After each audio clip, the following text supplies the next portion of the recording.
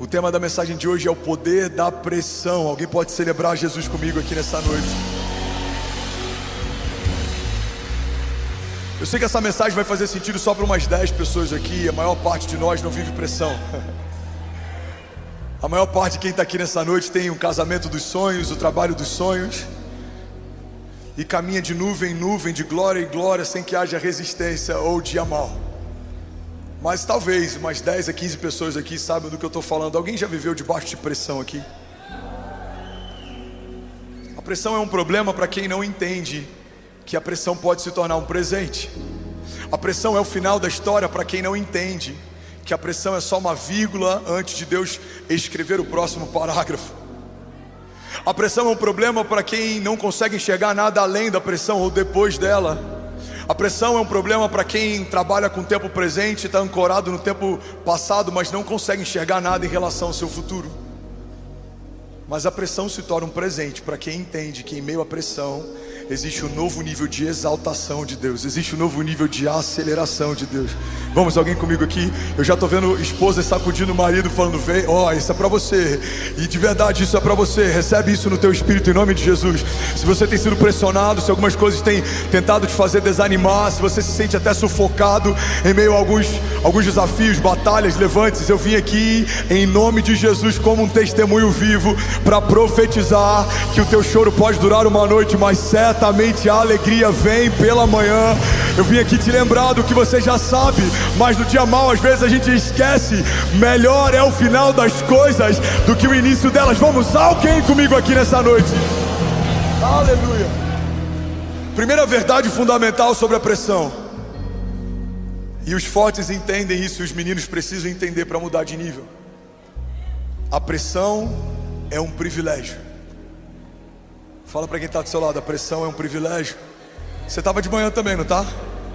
Tá com fome, irmão. O pessoal fala: pastor, você percebe todo mundo que está aqui, todo mundo, quem está bocejando, quem está recebendo, quem está conversando. Acaba o culto, eu falo: fulano estava aí, né? Eu não vi, estava na terceira fileira, lado direito. E eu amo ver o semblante mudando à medida que a palavra vai sendo liberada. Tem gente que chega aqui de mau humor, braço cruzado, daqui a pouco está se prostrando, chorando. Eu amo ver Jesus mudando a sua feição, porque isso é uma expressão do teu interior. Às vezes demora mais para a gente ver do lado de fora o que está acontecendo do lado de dentro, mas tem uma hora que não dá para você suportar. Você precisa colocar para fora o que Deus está fazendo dentro de você. Vamos, alguém comigo aqui? A pressão é um privilégio. Para pensar na pressão de estar numa corrida de 100 metros. Se você queima a largada, você está fora. Se você tem uma indisposição ou uma dor de barriga na noite anterior, você está fora. Sua performance foi comprometida. Se você se distrai, se o teu emocional é abalado, você está fora. E o mundo não tem culpa se você por 4 anos se preparou para um momento que no dia D você não conseguiu performar como gostaria, porque isso faz parte da jornada. Imagina a pressão de um atleta olímpico quando pela última vez vai ter a última oportunidade de subir um pódio. Imagina a pressão da final de uma Copa do Mundo, jogando na nação que você foi gerado. Imagina a pressão de você estar às portas de fechar um contrato que muda a vida financeira da tua família. Imagina a pressão de estar numa fila em que você vai ser entrevistado e só uma dessas pessoas vai ser chamada para o trabalho, e você sabe o quanto você precisa, você sabe como a sua família tem expectativa e tem orado para que a resposta seja positiva. Imagina a pressão de alguém que recebe um diagnóstico de que não pode gerar filhos e agora está gerando, mas sabe que o seu bebê no ventre está sendo sustentado por um fio, porque essa gravidez é de risco. Agora para pensar no privilégio que é poder gerar, mesmo anteriormente recebendo um diagnóstico de que não podia. Imagina o privilégio de poder errar a largada, mas também ter a oportunidade de acertar e receber uma medalha olímpica, que em toda a sua geração apenas 4, 5 ou 6 foram chamados para esse lugar. Imagina a pressão de você ganhar a final da Copa do Mundo na sua nação, sendo que todo moleque que joga no campo de várzea sonhou com esse dia, mas apenas 11 estarão dentro de campo quando o apito final for dado. Irmão, a pressão existe em todo tempo, em toda área, em toda e qualquer circunstância. Então o meu bom conselho para você nessa noite é: escolha a sua pressão. Eu já vivi a pressão de receber da Kezinha a lista de compras e não ter R$1 no saldo da conta, e dizer para ela: amor, à tarde eu faço. crendo que até à tarde algum milagre aconteceria. Mas eu também hoje lido com a pressão de ter 400 pessoas contratadas no nosso staff, entre colaboradores diretos e terceirizados, em ter que lidar com 15 mil membros e toda a exposição que esse lugar coloca. Eu tenho que lidar com a pressão da gente ter um orçamento mensal de 6 milhões de reais e ter que finalizar o ano lidando com alguns desafios e até algumas dívidas antes da gente concluir 31 de dezembro. Mas essa pressão é gloriosa, porque eu lembro do dia em que eu chorava orando para estar em um lugar que era muito distante do lugar que Deus me colocou. A pressão é um privilégio, porque se você está num lugar que poucos estão, vivendo o que poucos vivem, entenda, você foi separado para esse tempo. Como a rainha Esté, você foi adornada para esse tempo. Quem sabe não foi para esse tempo que Deus te chamou? Quem sabe não foi para um momento como esse que Deus te estabeleceu?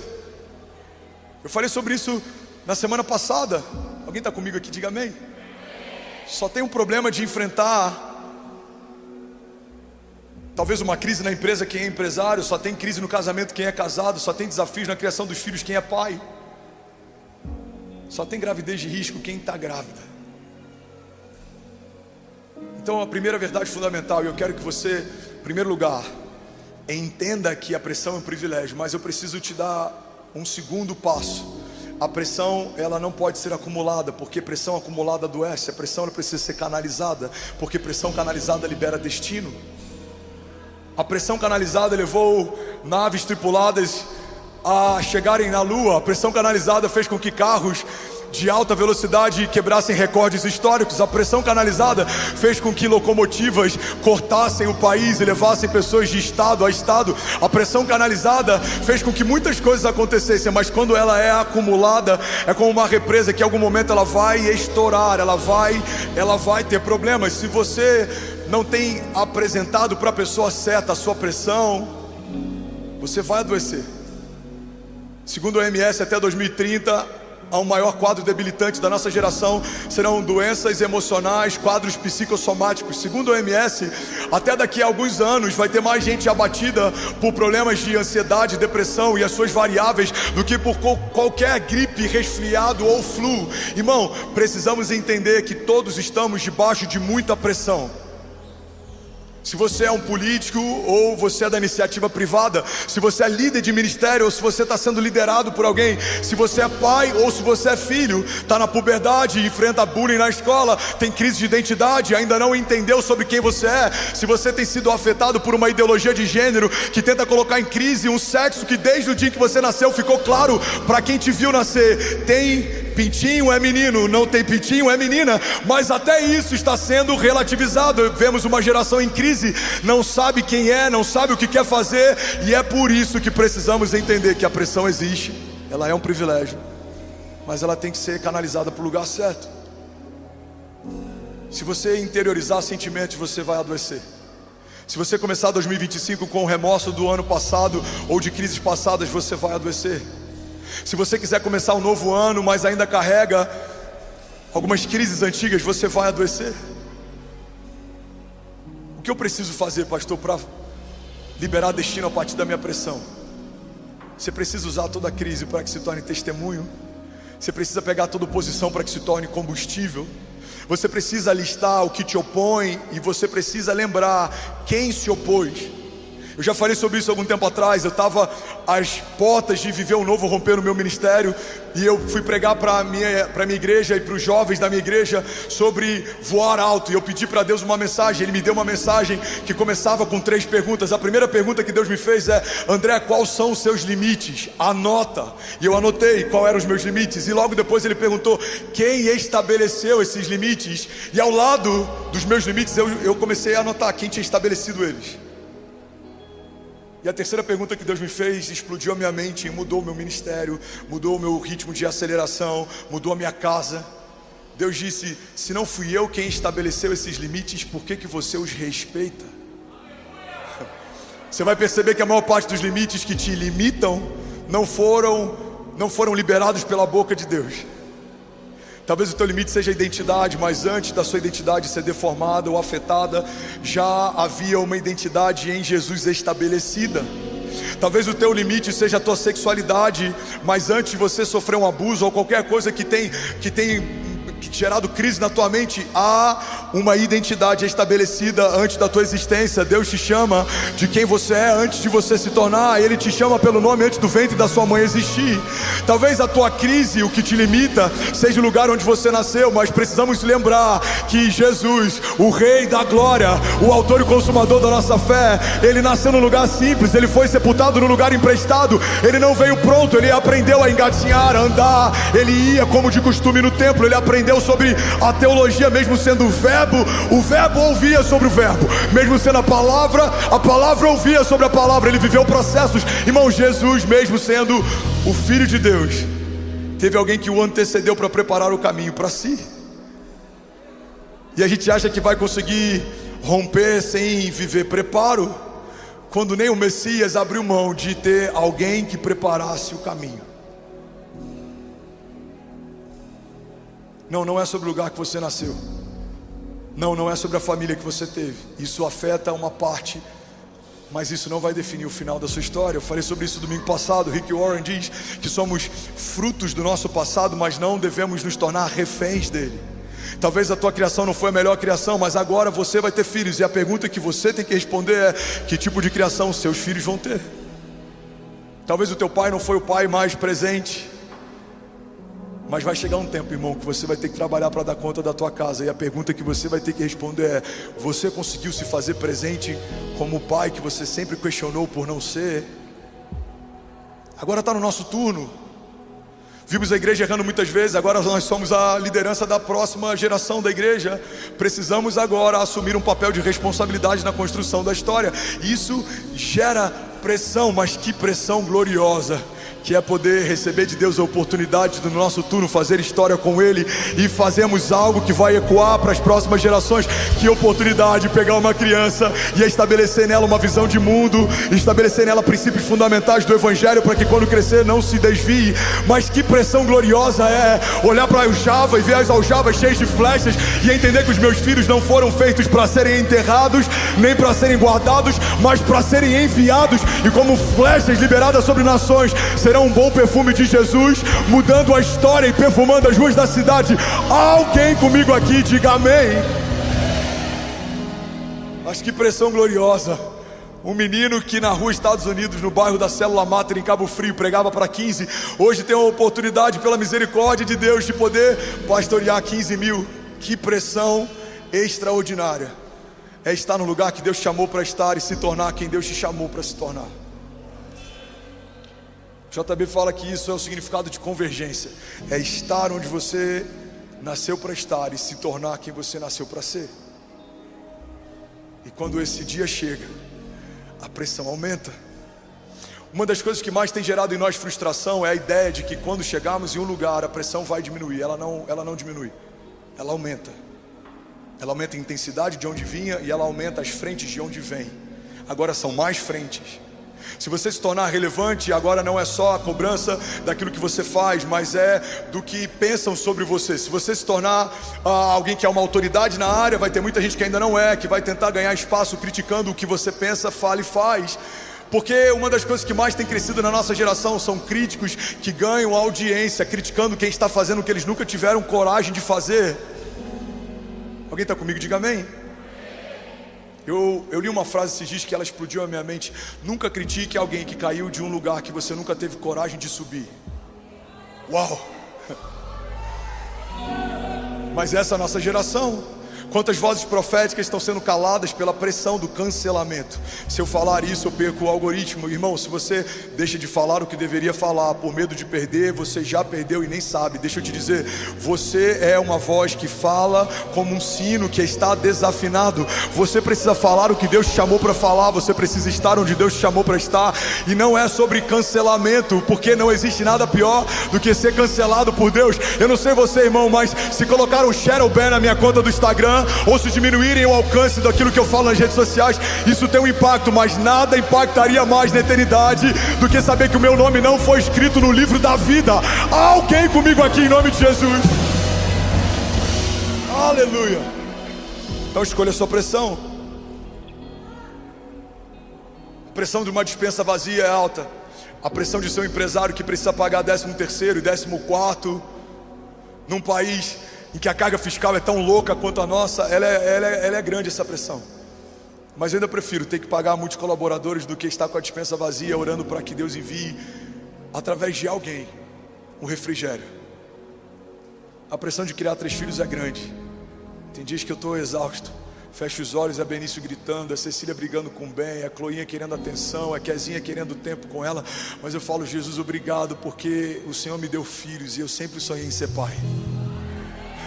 Que pressão maravilhosa. Chegar cansado do trabalho, o seu filho querer brincar de carrinho, que pressão maravilhosa. Chegar do Tribunal de Justiça exausto e a sua filha querer chamego, que pressão maravilhosa. Domingo, mesmo estando exausto, ter que preparar um sermão, se debruçar na palavra e vir aqui carregado do Evangelho, ministrar sobre alguém que espera algo de você.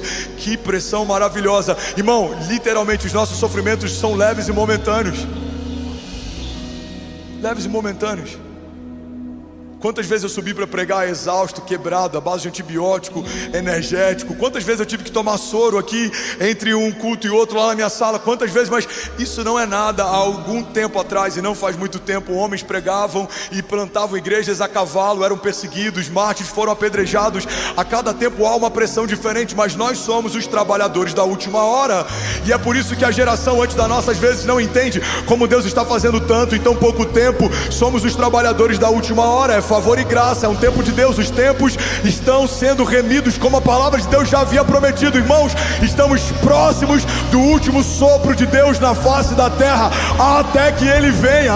Alguém comigo aqui diga amém. Você pode celebrar Jesus no seu lugar. Aleluia. Agora você imagina a pressão no dia 31. Eu falei com o time, se tem pressão antes, imagina durante. Até policiamento em torno do gerador a gente está colocando, irmão. É nesse nível de pressão que a gente está. É esse tipo de guerra que a gente está enfrentando. E se sabotarem, e se desligarem, e se cancelarem, e se fizerem. Agora, sabe qual igreja no Brasil vai ter essa pressão dia 31 de dezembro? Pela misericórdia, nesse ano, só nossa. Que a gente vai ser apresentado como primícia pela primeira vez na história. Uma virada televisionada por mais de 6 horas de transmissão ininterrupta. Escolha sua pressão. Sabe quantos estádios foram quase fechados para a virada de ano desse ano? Tem quem diga, pastor, eu não queria estar no seu lugar. Eu queria estar nesse lugar.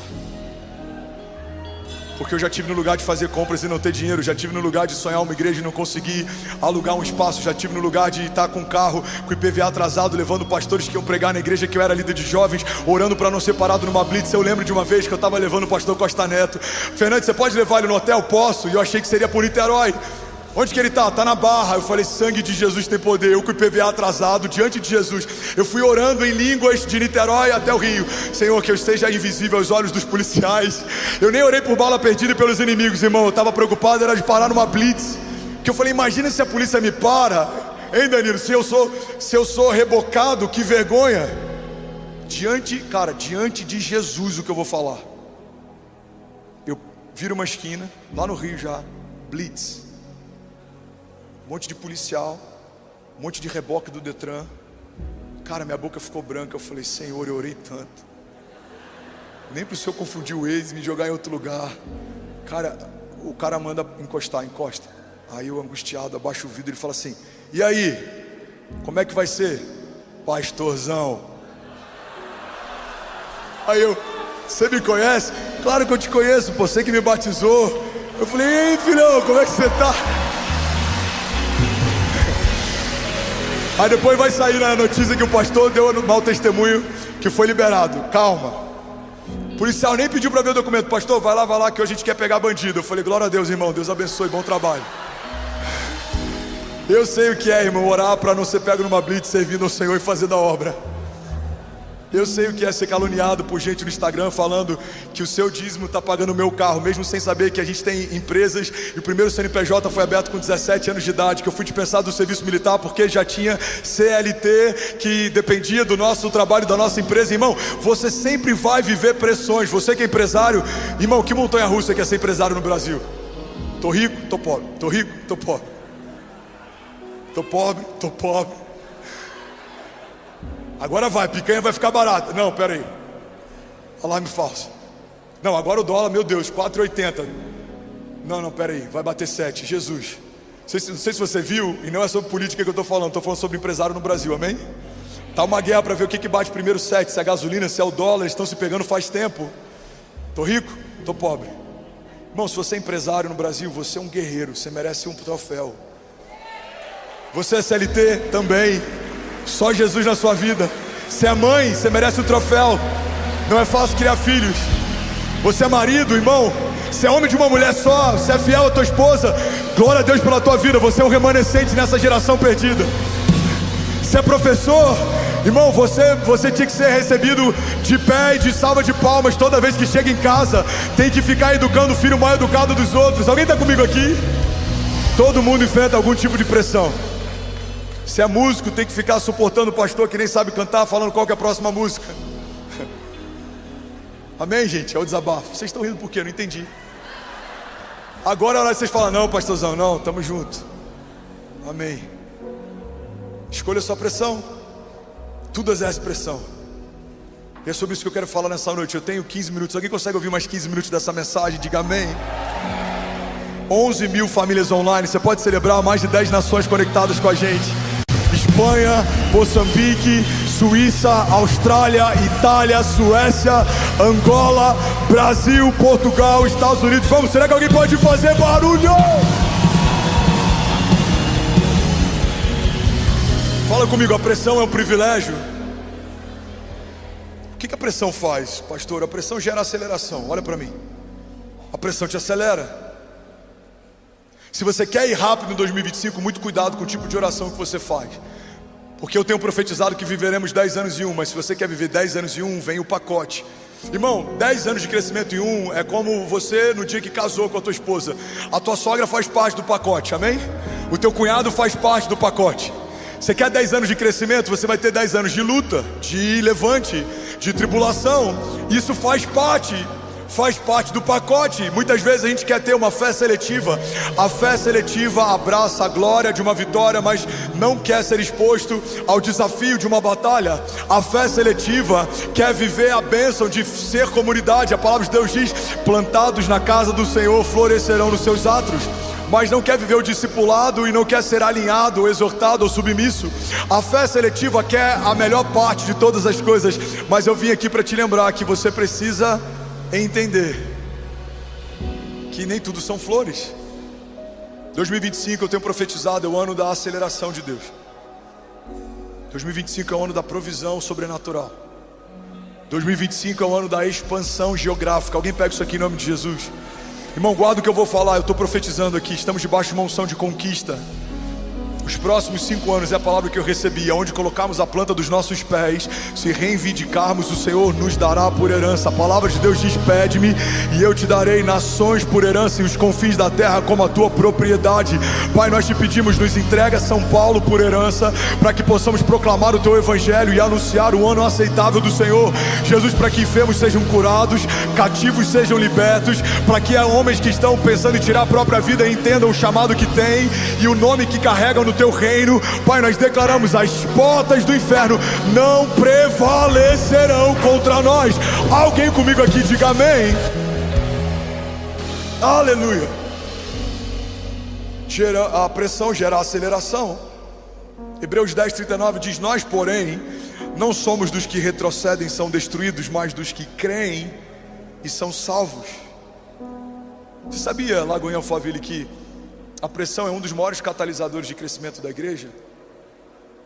Tem um historiador, não era cristão, se chamava Flávio Josefo. E em um dos seus registros históricos ele fala que cada gota de sangue de um cristão que caía sobre a face da terra era como uma semente do evangelho. Quanto mais perseguiam a igreja, mais ela crescia. O primeiro mártir, Estevão, foi apedrejado e a glória de Deus brilhava sobre a sua face. Acharam que iam parar a igreja quando ela começou a se reunir em lugares escondidos. A igreja começou a cultuar de forma subterrânea. Existem hoje na China milhares de igrejas subterrâneas que adoram a Deus em secreto. Hoje pela manhã tinha família da China conectado com a gente. De vez em quando algumas famílias de lá postam a Bíblia na língua deles, a Bíblia em mandarim, a Bíblia em outras línguas, e eles assistem de lá via VPN. Eu não sei como é que eles fazem para conseguir acessar, mas eles assistem, eles cultuam. Existem milhares de pastores na China pregando o evangelho. Existe algo que nós chamamos de janela 1040. É um lugar na geografia do planeta Terra em que os regimes, sejam militares ou políticos, perseguem a pregação do evangelho. Pastores são enforcados, apedrejados, perseguidos porque pregam a mensagem. Mas existe um fenômeno. Em todos esses lugares, a despeito da perseguição, a igreja de Jesus só aumenta, só cresce, não para. Tacaram fogo em um bairro inteiro na tentativa de criar uma animosidade entre o povo e os cristãos. Nero incendiou um lugar para começar uma perseguição. Os cristãos, eles foram empalados, em alguns momentos da história foram usados como matéria-prima para tochas humanas que iluminavam a cidade. Foram lançados aos leões. Quando a gente lê a história de Daniel, a gente precisa entender que no Coliseu isso aconteceu várias vezes. Cristãos eram despedaçados, destroçados como parte do entretenimento do povo. Mas onde nós estamos? Estamos em 2024, podemos pregar livremente o evangelho no Brasil e em vários outros lugares do mundo. E por mais que haja perseguição, a igreja de Jesus não para. Ela é imbatível, ela é inabalável, ela é invencível, e as portas do inferno não prevalecerão contra nós. E é isso que eu profetizo sobre você. À medida que você caminhar debaixo de uma palavra de Deus, por mais que haja resistência, não há quem possa resistir um homem que caminha debaixo de uma palavra de Deus. Você e a sua casa permanecerão inabaláveis. Eu declaro em nome de Jesus livramentos de Deus sobre a tua casa. Deus guardando a tua entrada, Deus guardando a tua saída. O sangue do Cordeiro que lavava os umbrais das portas no passado, para que o anjo da morte não entrasse. Eu declaro em nome de Jesus lavando você do alto da cabeça à planta dos pés. Seja do teu trabalho, na tua empresa, seja onde for, aonde os seus filhos forem, nós declaramos em nome de Jesus livramentos de Deus. Você guardado, escondido, protegido, selado, ungido. Aonde você for, se sentirá um cheiro de óleo fresco, um bálsamo sendo derramado sobre a tua cabeça, pensamentos sendo desacelerados, a sua mente sendo alinhada, o seu coração sendo alinhado ao coração de Deus, a sua agenda sendo alinhada à agenda de Deus. Em 2025 eu profetizo, eu declaro, você não vai correr atrás do vento, você não vai gastar tempo com coisas que não são de Deus para você. Você vai ser assertivo. Receba espírito de sabedoria, excelência.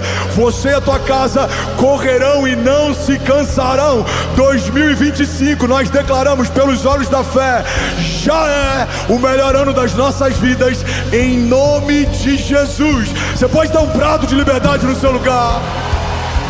Aleluia. Isaías 40:22 diz assim: ele se assenta no seu trono acima da cúpula da terra, cujos habitantes são pequenos como gafanhotos.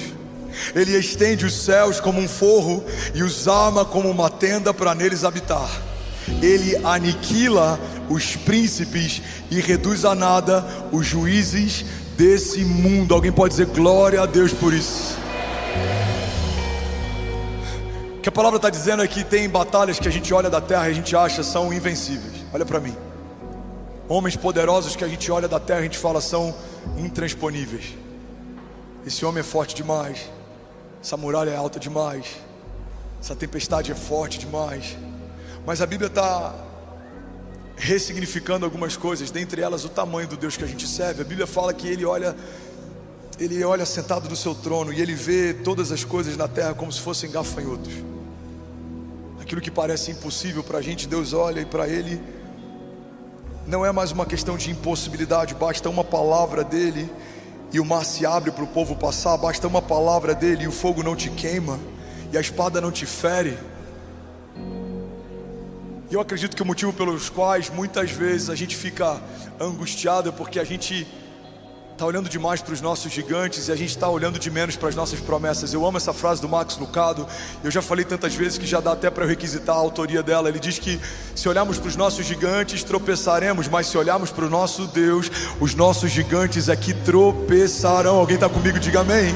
Gênesis 50:20 fala: vocês planejaram o mal contra mim, mas Deus o tornou em bem, para que hoje fosse preservada a vida de muitos. Tiago 1:2 diz: meus irmãos, irmãos, considerem motivo de grande alegria o fato de passarem por diversas provações, pois vocês sabem que a prova da sua fé produz perseverança, e a perseverança deve ter ação completa, a fim de que vocês sejam maduros e íntegros, sem lhes faltar coisa alguma. Alguém pode dizer glória a Deus por isso? Sabe, uma das coisas que a pressão gera em você é a maturidade. A pressão transforma meninos em homens. Vamos ser sinceros, tem pressões que há 10 anos atrás tirariam teu sono, hoje elas nem te incomodam mais. Tem pressões que há 5 anos atrás elas te deixariam em crise, hoje elas nem te preocupam mais. Igreja, entende isso. A verdade é que Deus não apequenou os nossos gigantes, Deus agigantou os seus heróis. Os seus gigantes não estão menores. Você que está mais forte, você que está mais preparado, você que está mais fortalecido, você que não é mais como era, não se move como se movia, não pensa como pensava. Paulo fala, quando eu era menino eu pensava como menino, eu agia como menino. Não somos mais meninos na fé, nós fomos feitos filhos de Deus, homens de Deus. Caminharemos pela fé, romperemos pela fé, nos moveremos pela fé. Alguém comigo aqui diga amém. O Charles Spurgeon diz algo que eu acho que tem muito a ver com o momento atual da nossa igreja. Charles Spurgeon, ele diz assim: não somos o caramelo da terra, somos o sal da terra. Algo que o mundo tem vontade de cuspir e não de engolir. Irmão, entende isso. Não somos caramelizados, o evangelho não é adocicado, e é por isso que o mundo quer nos cuspir. E de fato somos uma denúncia. Um homem fiel dentro de uma empresa em que todos os homens são, como é que eu posso usar um termo sem ser muito chulo? Adúlteros é muito leve, eu queria ir um pouco mais fundo. Corruptos também está. Você vai entender, amém? Pensa em algo que não pode ser falado de púlpito. Você é uma denúncia. Todos os seus amigos estão naquele grupo de WhatsApp que tem fotos, você já sabe qual tipo, e você é o único que não está lá dentro. Você é uma denúncia. Irmão, vou falar algo que tem até viralizado em corte de WhatsApp, de podcast, muita gente tem falado sobre, mas a gente precisa entender que isso é uma verdade. Você tem que ter dificuldade de ter sócios que são adúlteros. Se ele não honra o juramento que fez no altar diante das testemunhas que ele mais ama, você acha que ele vai honrar a sociedade que fez com você? A gente precisa ressignificar algumas coisas. Você é uma denúncia, você é a luz do mundo, você dissipa as trevas, você é sal da terra, você tempera e muda os lugares onde você entra. Você não é quem você era, você não pode fazer o que você fazia. Ei, irmão, você é diferente, ou pelo menos deveria ser. Alguém comigo aqui diga amém. E quando você decide ser diferente, isso exerce pressão. A Bíblia fala: não se amoldem aos padrões desse mundo, mas transformem-se pela renovação do vosso entendimento. Transformai-vos, pois, pela renovação da vossa mente, para que possam experimentar qual é a boa, agradável e perfeita vontade de Deus. Fala para quem está do seu lado: você não é um caramelo, lindão. Você é salgado, você é luz, você é filho. E aonde você chegar, algo tem que acontecer. Vamos, profetiza para alguém perto de você: algo vai acontecer na tua casa esse ano, algo vai acontecer na tua empresa esse ano, algo vai acontecer no teu ministério esse ano, algo vai acontecer em Barueri, São Paulo, Brasil nesse ano. Algo vai acontecer. Vamos lá, Goiânia, declare com autoridade: algo já aconteceu. Aleluia. Aleluia. 2 Timóteo 4,17 diz assim: mas o Senhor me assistiu e me revestiu de forças, para que por meu intermédio a pregação fosse plenamente cumprida e todos os gentios a ouvissem, e fui libertado da boca do leão. Alguém pode dizer glória a Deus por isso? Vamos, levante as suas mãos, deixa eu profetizar a palavra sobre você. Feche teus olhos. Feche teus olhos, curva tua cabeça. Salmo 126, 5 diz: aqueles que semeiam com lágrimas, com cantos de alegria colherão. Aquele que sai chorando enquanto lança a semente, voltará com cantos de alegria, trazendo seus feixes. Josué 1:9, não fui eu que lhe ordenei? Seja forte e corajoso, não se apavore, nem desanime, pois o Senhor, o seu Deus, estará com você por onde você andar. Salmos 27, alguns confiam em carros, outros em cavalos, mas nós confiamos no nome do Senhor, nosso Deus. Alguém pode dizer glória a Deus por isso? Salmos 33, 18 diz: mas o Senhor protege aqueles que o temem e os firmam na esperança do seu amor, para livrá-los da morte e para garantir-lhes vida, mesmo em tempos de fome. A nossa esperança está no Senhor. Ele é o nosso auxílio, Ele é a nossa proteção, e nele se alegra o nosso coração, pois confiamos no seu santo nome. Esteja sobre nós o teu amor, Senhor, como está em ti a nossa esperança. 1 João 5,4 diz: o que é nascido de Deus vence o mundo, e essa é a vitória que vence o mundo, a nossa fé. Salmos 28,7 diz: o Senhor é a minha força e o meu escudo, e nele o meu coração confia, e dele eu recebo ajuda. Alguém pode dizer glória a Deus por isso? Salmos 37,3 diz: confie no Senhor e faça o bem, assim você habitará na terra e desfrutará de segurança. Deleite-se no Senhor, agrada-te do Senhor, e Ele atenderá os desejos do seu coração. Entregue o seu caminho ao Senhor, confie nele e Ele agirá, e Ele deixará claro como a alvorada que você é justo, e como o sol do meio-dia ficará claro que você é inocente. Descanse no Senhor e aguarde por Ele com paciência. Salmos 34,4 diz: busquei o Senhor e Ele me respondeu, livrou-me de todos os meus temores, porque os que olham para Ele estão radiantes de alegria, os seus rostos jamais mostrarão decepção. Esse pobre homem clamou, e o Senhor o ouviu e o libertou de todas as suas tribulações, porque o anjo do Senhor é sentinela ao redor daqueles que o temem, e Ele os livra. Então provem e vejam como o Senhor é bom, e como é feliz o homem que nele se refugia. Será que alguém pode dar um brado de liberdade nessa noite? Feche teus olhos, eu quero orar por você. Você que tem enfrentado pressões e parece que vai sucumbir a elas. Pressões na família, pressões no trabalho, pressões na tua identidade. Eu vim aqui só para te lembrar que se você fixar os seus olhos no autor e consumador da sua fé, vai ficar tudo bem. O salmista diz: eleva os meus olhos aos montes, de onde vem o meu socorro? O meu socorro vem do Senhor que fez os céus e a terra. Ele não se cansa, não fica exausto. Os olhos dele estão sobre toda a face da terra. Ele recompensa cada um segundo a sua semeadura. Ele leva a sua presença em juízo cada palavra contrária liberada sobre mim. Ele quebra toda arma forjada contra mim.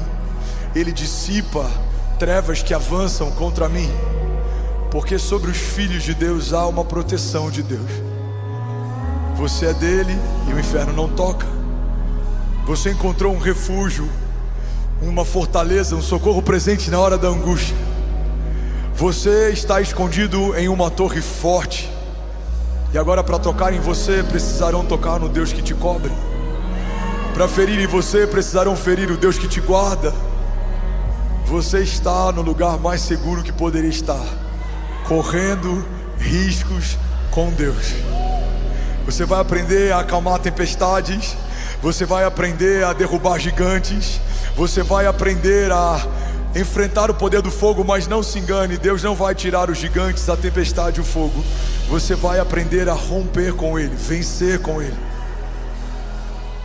Deus não quer infantilizar a sua igreja, removendo da nossa jornada a oportunidade de testemunhos de fé. Não, não, não, não. Deus quer amadurecer a sua própria igreja. dando no meio desses desafios testemunhos do Deus do livramento, o Deus do escape, o Deus do socorro, o Deus da última palavra, o Deus que te viu quando ninguém via, o Deus que fez o que ninguém poderia fazer. Então feche teus olhos em nome de Jesus. Coloca a mão no teu coração. Pai, eu declaro sobre cada homem, cada mulher nesse auditório, sobre cada família representada, sobre cada nação conectada, o teu bálsamo sobre nós nesses dias, a tua bênção sobre nós nesses dias, o teu livramento sobre nós nesses dias. Nos livra de todo acidente, seja terrestre, seja aéreo. Jesus, nos livra de todo homem mau, todo homem sanguinário. Nos livra, Jesus, de estratégias do inferno. Nos livra, Jesus, de alianças que vieram em teu nome, mas não foi o Senhor quem fez. Nos livra, Jesus, de homens e mulheres que sentam na nossa mesa, mas em outras mesas eles nos almoçam e nos jantam. Nos livra, Jesus, de amizades, lugares, ambientes, Pai, de coisas que até aqui nós nos alegrávamos, mas a partir daqui entendemos: o Senhor não tem mais para nós. Era assim, não é mais. Fazíamos assim, não fazemos mais. Pensávamos assim, não pensamos mais. Pai, eu abençoo e declaro em nome de Jesus um escape vindo sobre cada homem e mulher debaixo de pressão nesses dias. Que a gente possa correr a corrida certa, que a gente possa lutar as batalhas certas e que a gente possa se mover debaixo da pressão que libera o nosso destino.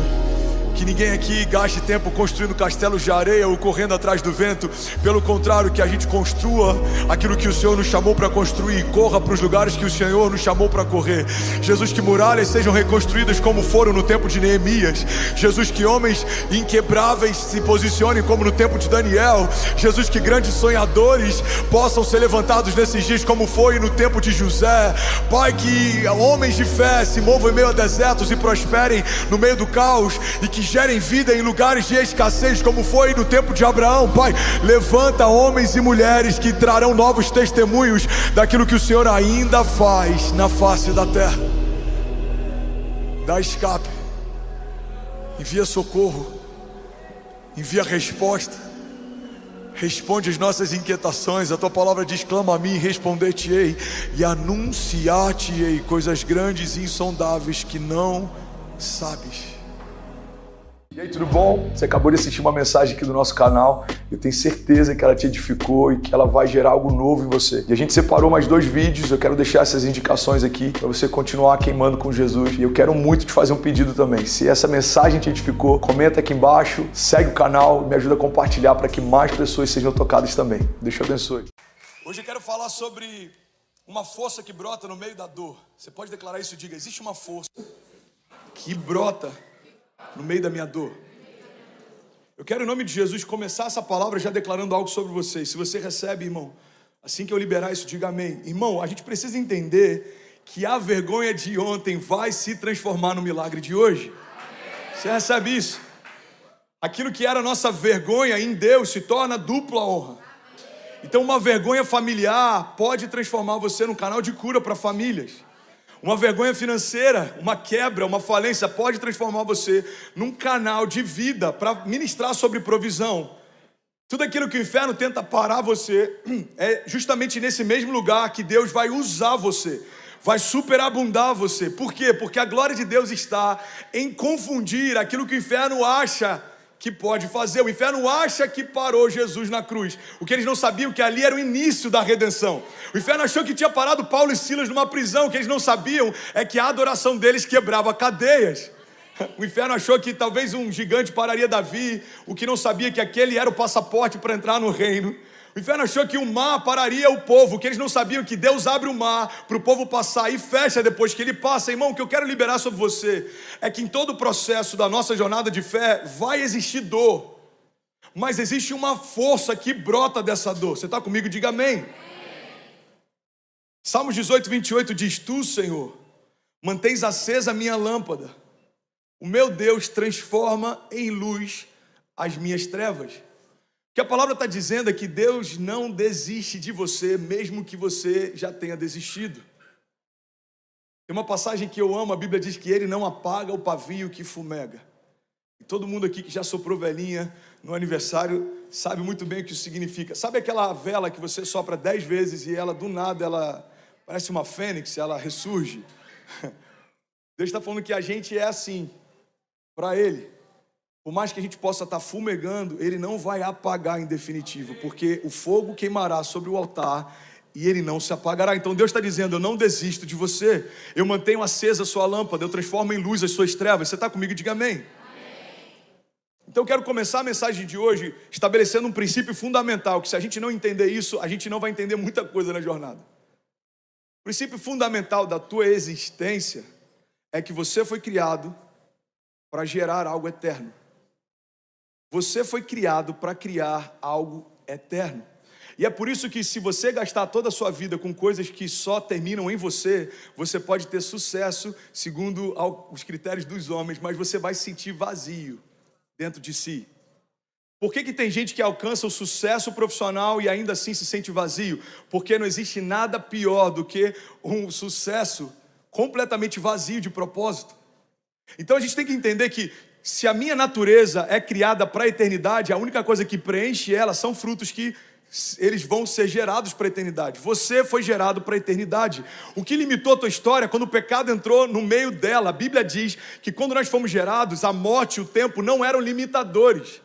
Quando a gente foi gerado, irmão, no Gênesis, não existia relógio, nem preocupação com a hora. A única coisa que o homem sabia é que, ao cair do sol, Deus ia aparecer lá para conversar com ele. Então, quando o pecado entra na história, o tempo e a morte entram também.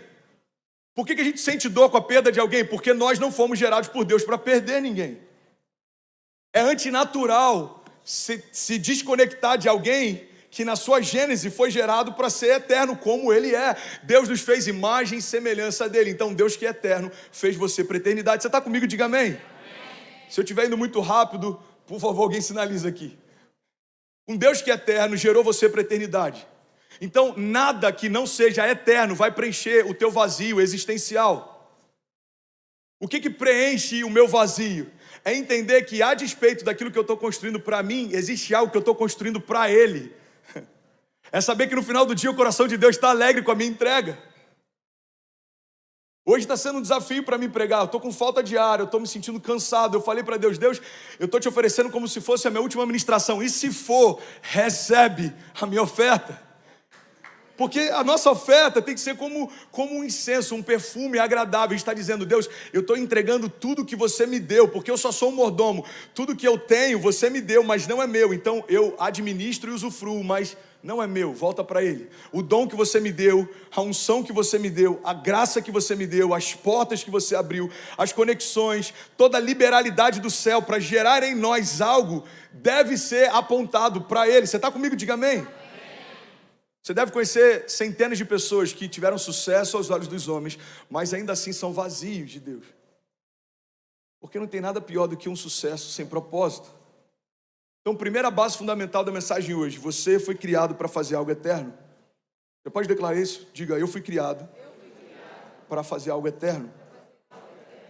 Quando eu entendo isso, irmão, é o primeiro pressuposto da mensagem de hoje. Quando eu entendo isso, eu entendo que o meu problema não é sentir dor no meio da jornada.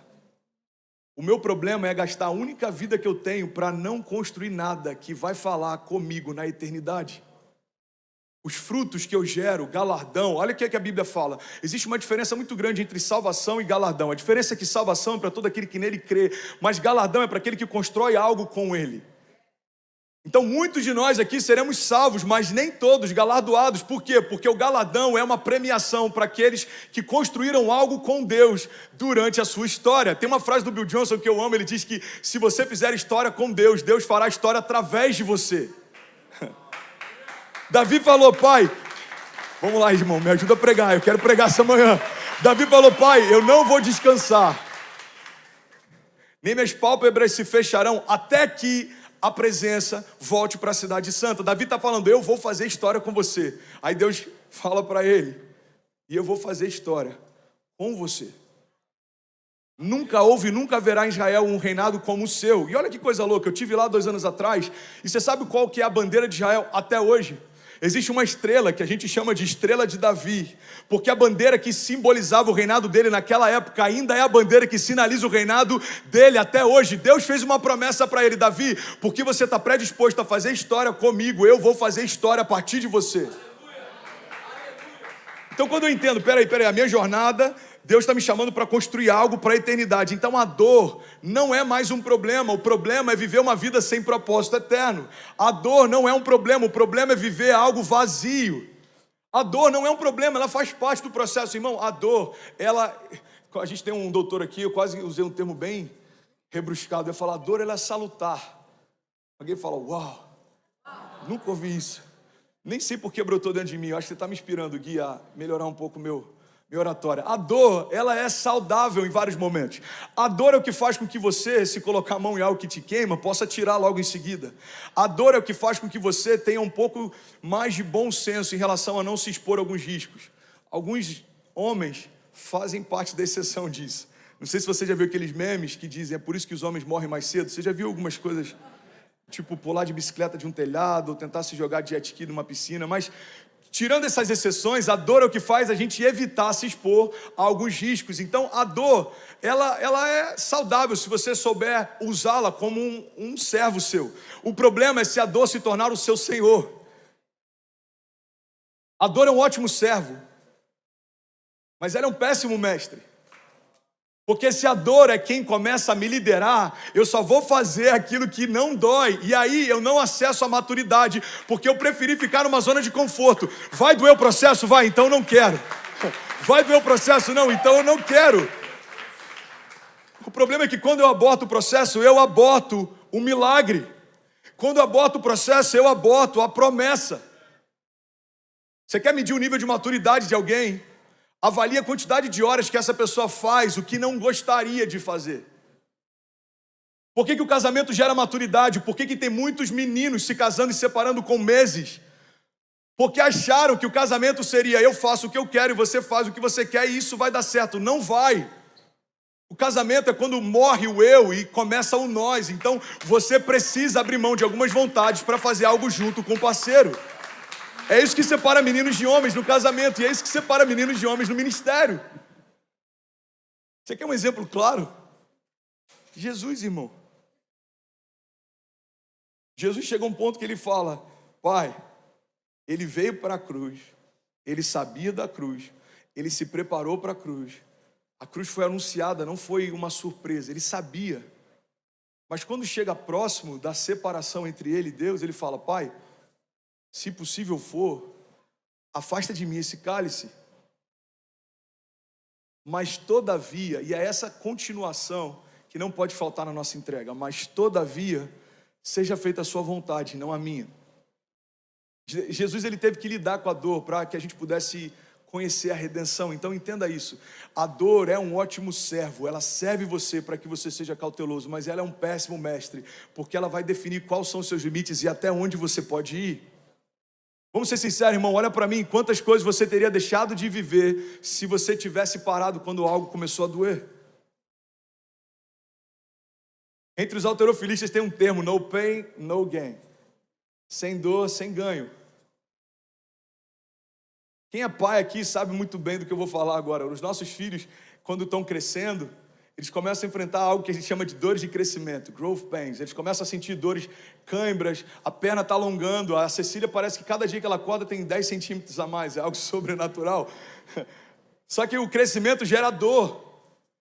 Mas o que a gente aprende acompanhando o crescimento dos nossos filhos é que é muito melhor a dor do crescimento do que a dor da atrofia. Irmão, eu prefiro doer, sentir dor porque estou crescendo, do que sentir dor porque parei de crescer. Você está comigo?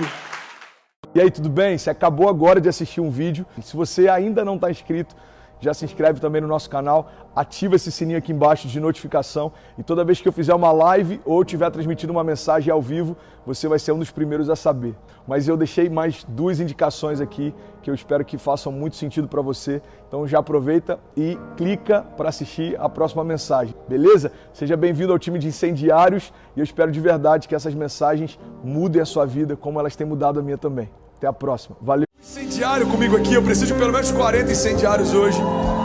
Eu não sei se você reparou, mas a gente expandiu a igreja e a gente já tá full house, já tem gente lá na arquibancada no final. Então a gente precisa aumentar o número de incendiários para equilibrar aqui com o número de visitantes, ok? Você tá comigo? Bom, hoje eu não vou trazer um sermão, eu quero trazer só uma reflexão, porque a gente vai ter um momento ainda com... Obrigado pelo ar, glória a Deus por isso. A gente vai ter um momento ainda profético com a Bethel, mas a gente teve nessa semana uma perda que foi notícia em todos os jornais. E se você ainda não sabe, essa semana aconteceu um acidente e uma artista super famosa no Brasil, e mais do que isso, ela tem um carisma, até com pessoas que não curtiam necessariamente o seu estilo musical, que é o meu caso, mas o carisma dela é algo que é inquestionável. E pela manhã eu lembro de ter visto a notícia: caiu o avião da Marília Mendonça, mas ela e todos os passageiros estão bem. Eu acho que 20 minutos depois aparece a nota de falecimento, e a única frase que para mim ficou muito claro o tempo inteiro, eu pensei nisso, é que a vida é um sopro. Talvez você tenha pensado nisso nessa semana, talvez você tenha lido alguém que falou sobre isso essa semana. E se você não teve essa oportunidade, eu quero, através da reflexão de hoje, gerar essa oportunidade da gente refletir. A vida é um sopro. Você pode declarar isso comigo? Diga: a vida é um sopro. Isso não é um pensamento negativo ou vitimista, não é um sentimento de se sentir menor do que realmente somos. É só uma forma da gente refletir o quão limitado é a nossa matéria. E isso faz com que a gente perceba o quão poderoso é a eternidade. Eu queria te pedir, em nome de Jesus, a não se distrair, olhar para cá. Eu queria pedir para que nenhum voluntário se mova, porque todas as vezes que a palavra é liberada, só existem dois caminhos. Não tem neutralidade no reino. Quando a palavra é liberada, ou ela traz juízo, ou ela traz salvação. E eu quero construir com você uma ponte para a eternidade. Tem pessoas que vão acessar a eternidade hoje através de uma rendição total a Jesus. Você está comigo? É para isso que Deus chamou a gente. É para isso que Ele estabeleceu a igreja. É uma agência do céu na terra. É como alguém que libera bilhete para a eternidade. A diferença é que você não precisa pagar por ele. Jesus já pagou. Já está pago, amém? Então tem uma passagem que está em Tiago 4,14. Diz assim: vocês não sabem o que acontecerá amanhã. O que é a sua vida? Vocês são como a neblina que aparece por um pouco e depois se dissipa. E eu lembro que essa passagem me marcou porque eu li num livro de alguém que foi um dos mestres que ajudou a construir a minha cosmovisão, os meus fundamentos da fé, que é o pastor Drummond Lacerda. Tem um livro dele que ele fala exatamente sobre isso. A vida é como um homem que acorda pela manhã, olha pela janela, tem serração lá fora, ele vai para a cozinha, prepara um café, e quando ele volta, a neblina já se foi. Essa é a duração da nossa história comparada com a eternidade de Deus. É um sopro, passa muito rápido. E eu queria de verdade que você deixasse essa palavra construir algo em você. Pastor, você não acha que vai ficar muito down? Não, down é alguém que poderia ter ouvido falar sobre a eternidade. Através da minha vida, não ouvi, porque a gente usou o púlpito para qualquer outra coisa. Isso é down. A gente está exercitando aqui, manifestando o ministério da reconciliação. A Bíblia diz: fomos reconectados com Deus através do sacrifício físico de Jesus. Mas não só isso, recebemos também o ministério da reconciliação, através do qual Deus nos convida agora para sermos canais para a eternidade. Você é uma ponte que leva pessoas para a eternidade. Sabe, sacerdote, se eu não me engano, no latim, na sua origem, significa pontífice. Pontífice nada mais é do que construtor de pontes. Todo sacerdote tem o ofício de construir pontes. Nós somos, depois da nova aliança, estabelecidos como reis e como sacerdotes. Nós governamos na terra e nós apontamos para o céu. Nós governamos na terra e nós levamos pessoas para os céus. Esse é o ministério que Deus confiou para você.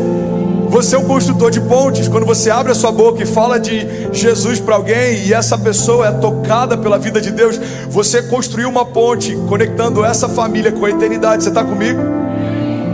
E é sobre isso que eu quero falar nessa manhã. A vida é um sopro, irmão. A vida é um sopro.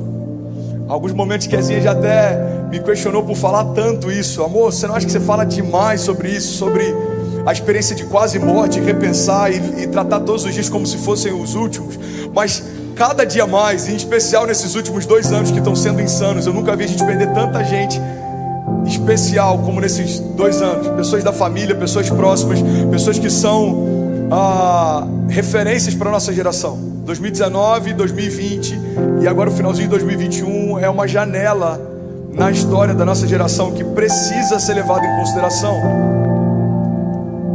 Eu sempre penso nessa perspectiva, irmão. Como eu não sei quando vai ser o último dia, eu preciso tratar todos eles como se fosse a última vez, porque um dia eu vou acertar. Para pensar. Quem estava no último show da Marília Mendonça não tinha ideia que aquele seria o último show. Para pensar. Ela não tinha ideia que aquele seria o último show.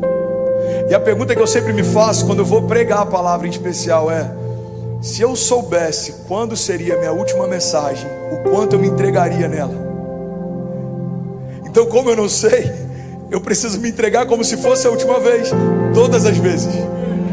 Se aquela fosse a última vez, quão diferente seriam alguns abraços que a produção daria nela? Quão diferente seria o público cantando as músicas junto com ela? Agora vamos trazer isso para a nossa realidade. Se Deus deixasse a gente saber quando é a última vez, como seria a tua adoração no último culto? Como seria a tua entrega no último culto? Como seria a nossa generosidade no último culto?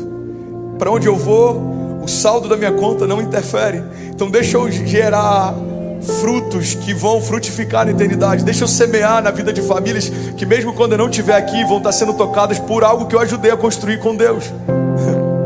Como seria o nosso louvor se fosse o último louvor? Alguém recebe isso? A vida é um sopro, irmão. Mas isso não tem que ser uma frase no Instagram quando alguém famoso morre. Isso tem que ser uma conduta de jornada, principalmente na nossa relação com Deus. A vida é um sopro. Pastor, eu estava aqui ontem, vou descansar pela manhã. É pecado? É claro que não. Descansa, faz o que você quiser. Mas se você entende que uma conferência profética pode liberar algo diferente, não perde essa oportunidade. Eu brinquei com o irmão ontem. Ele falou: pastorzão, vou chegar cansado em casa, não sei se eu consigo vir de manhã. Eu falei: quando você está em viagem, como é que você faz? Você acorda cedo, toma café e você quer aproveitar, porque você só tem mais 2 dias de viagem.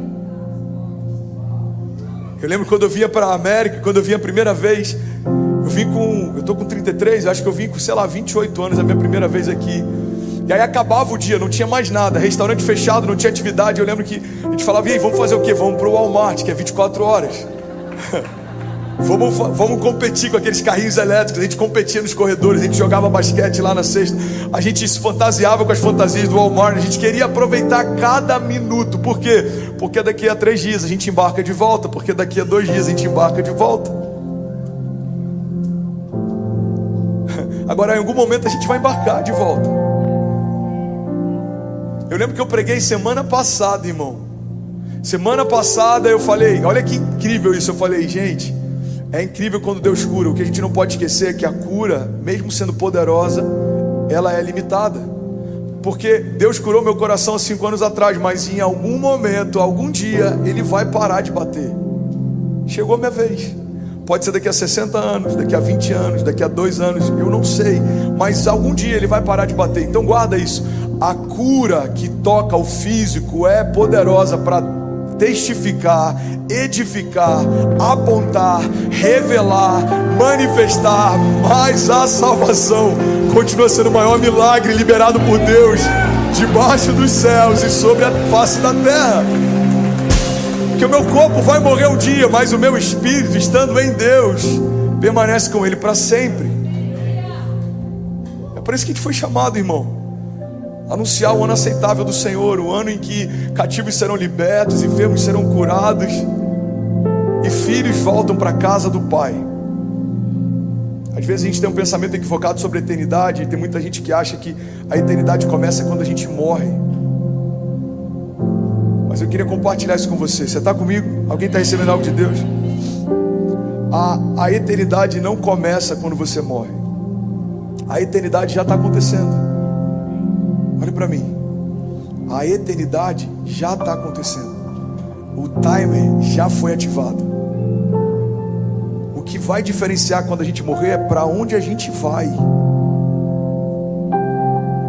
Deus está dizendo: você pode escolher o que você quiser, você pode fazer o que você quiser, mas ainda assim Ele fala: mas escolha a vida. Você pode escolher o caminho que você quiser, mas me escolha. Já me perguntaram, pastor, se Deus é tão poderoso, por que Ele não destruiu o inferno no princípio? Irmão, porque a relação com Deus tem que ser uma escolha, não é falta de opção, é uma opção. Qual seria a graça de escolher a Ele se não tivesse nenhuma outra opção? Para mim, fundamentalmente, não tem sentido. Eu estava até falando com o Steph esses dias, com algumas pessoas do Steph.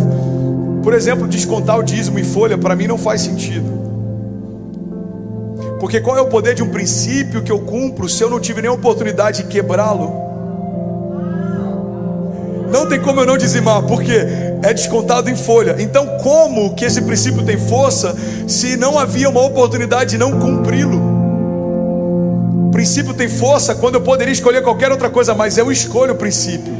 A minha relação com Jesus tem força quando eu poderia ter me relacionado com qualquer outra coisa, mas eu escolho Jesus. A minha jornada com Deus tem força quando eu poderia ter escolhido escrever qualquer outra história, mas eu escolhi a história que Ele escreveu para mim. Foi uma escolha. Agora não vivo mais eu, mas Cristo vive em mim. Você está comigo? Faz sentido. É por isso que a fidelidade é tão poderosa. Você poderia ter escolhido qualquer outra pessoa, mas você escolheu mais um dia a pessoa que Deus deu para você. E no dia seguinte, de novo, no dia seguinte, de novo. É um princípio. Eu lembro que eu compartilhei um pensamento do Francis Chan, se eu não me engano, alguns meses atrás, e ele fala que é louco como que a maior parte das perguntas que nós pastores recebemos hoje sobre o céu são pessoas com medo de ir para o inferno. Então perguntam, como eu faço para não ir para o inferno? O que eu preciso fazer para conseguir ir para o céu? Quais são os limites que eu posso tramitar sem perder a salvação? Ou, enfim, eu não vou entrar nessa questão de doutrinário se perde ou não. O ponto é que a crise da nossa geração é que a maior parte das pessoas tem buscado o céu só como um livramento para não ir para o inferno. Mas o céu não deve ser um lugar desejado porque a gente não foi para um lugar pior. O céu só tem graça porque Deus está lá. Porque qualquer lugar sem Deus se torna um inferno. Qualquer lugar com Ele se torna céu. Você está comigo? Jesus que existiu no meio do deserto. Era calor, ele estava com fome, estava sendo tentado não por um principado ou potestade, pelo próprio Satanás. Mas ele resiste no deserto. Adão se perde no paraíso. Os lugares se tornam especiais por quem está lá, irmão. O céu é um lugar que eu desejo estar, porque o meu Pai está lá. Você está comigo? Diga amém.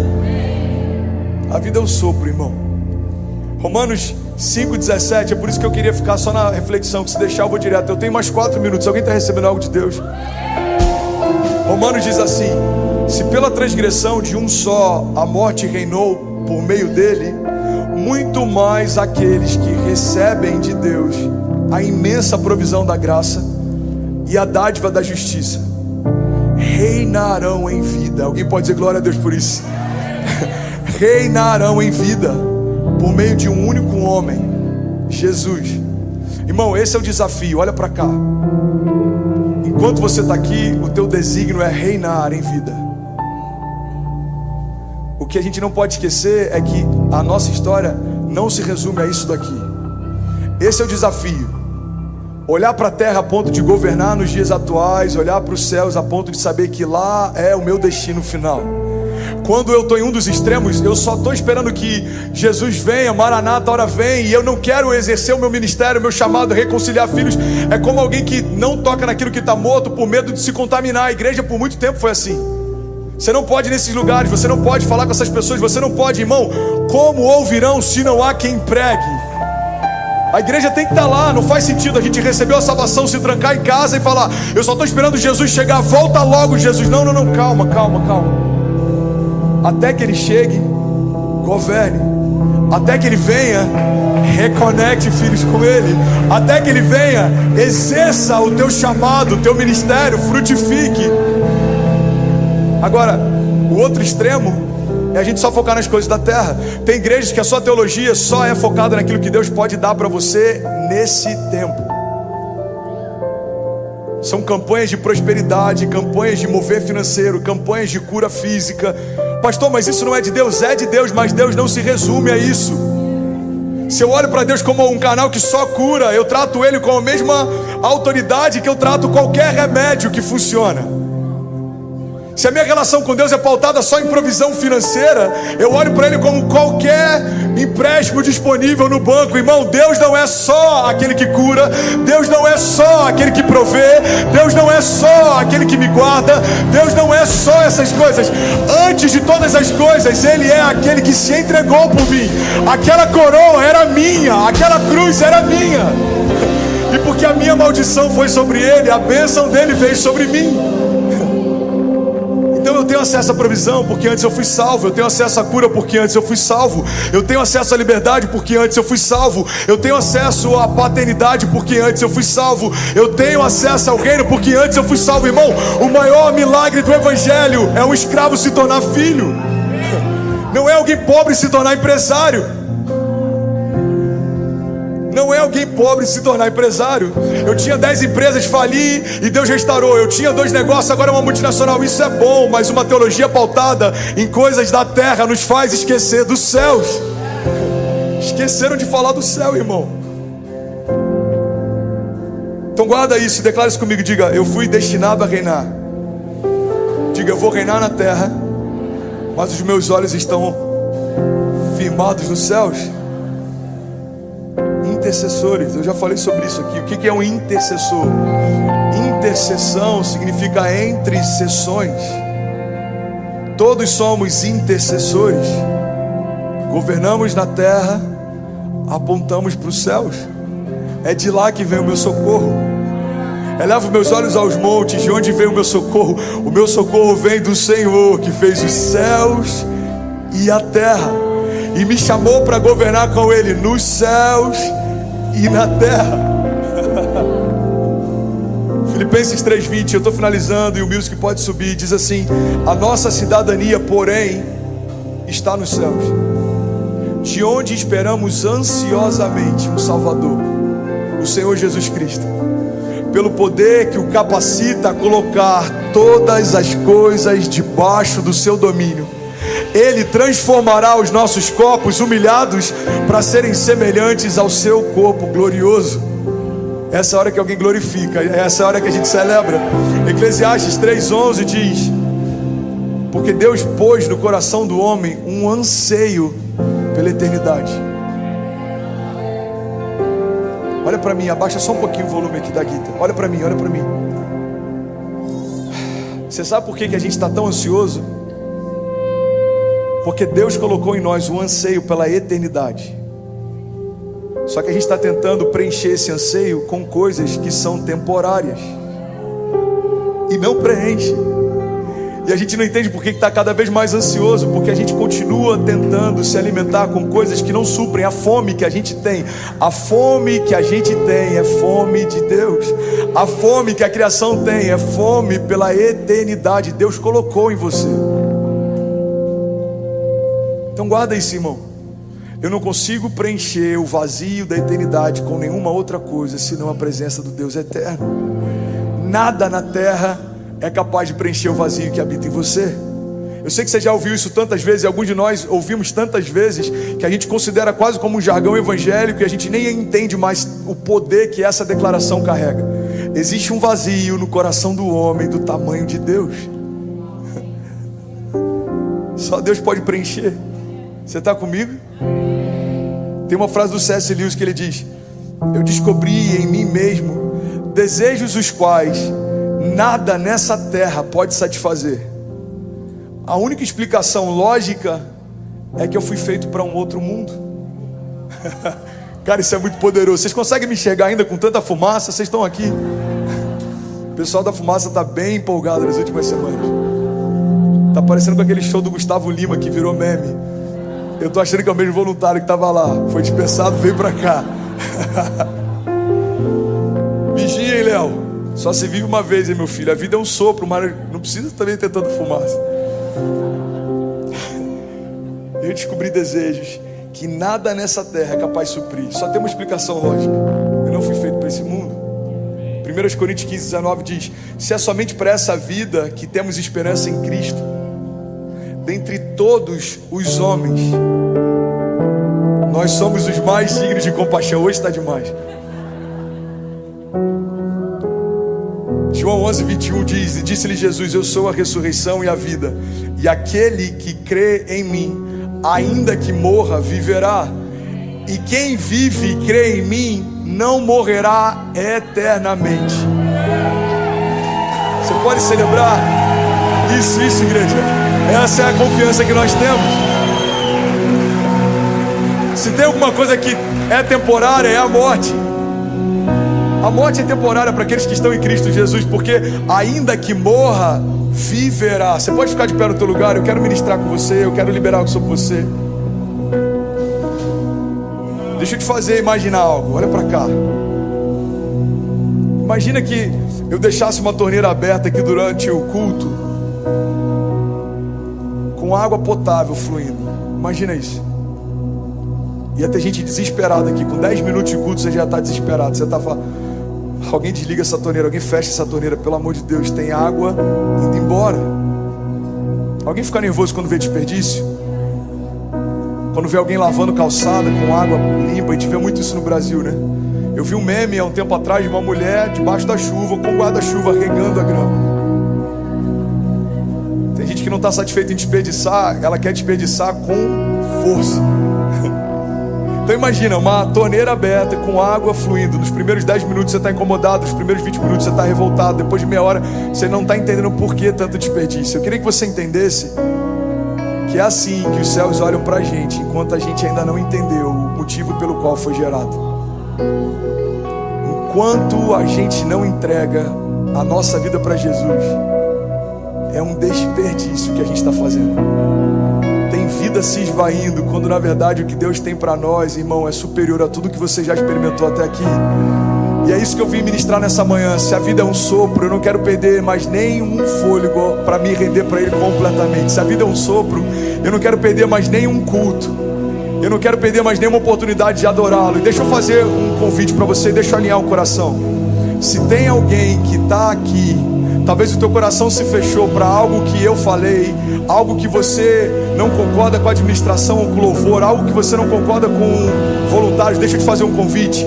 Saia e plante raízes no lugar onde teu coração está sendo alimentado, porque a vida passa rápido demais para a gente perder tempo tolerando o que deveria ser celebrado. Você está comigo? Guarda isso, eu estou ministrando. Nenhum pastor que não tem um coração saudável falaria o que eu estou te falando, irmão. Se você entende que existe algo de Deus, que Deus trouxe você para esse lugar, que Deus quer plantar você nesse lugar, então firme estacas, estabeleça raízes. Mas se não é esse lugar, se não conectou, se os teus filhos não estão sendo bem alimentados, se o teu coração não está sendo preenchido, irmão, a vida é um sopro, não perca tempo. Eu quero declarar isso sobre você. Você nunca mais vai ficar onde você é tolerado. Deus não te chamou para ser tolerado, Deus te chamou para ser celebrado. Você não vai administrar problemas. Problemas não são para ser administrados, problemas são para ser resolvidos. Você não vai olhar mais para o Evangelho como uma anestesia para a sua dor. O Evangelho não é para anestesiar a sua dor. O Evangelho é cura sobre toda dor. Não é feridas que não doem mais, são feridas que não estão mais abertas. E aí, tudo bem? Você acabou agora de assistir um vídeo. Se você ainda não está inscrito, já se inscreve também no nosso canal, ativa esse sininho aqui embaixo de notificação e toda vez que eu fizer uma live ou estiver transmitindo uma mensagem ao vivo, você vai ser um dos primeiros a saber. Mas eu deixei mais 2 indicações aqui que eu espero que façam muito sentido para você. Então já aproveita e clica para assistir a próxima mensagem, beleza? Seja bem-vindo ao time de incendiários e eu espero de verdade que essas mensagens mudem a sua vida como elas têm mudado a minha também. Até a próxima. Valeu!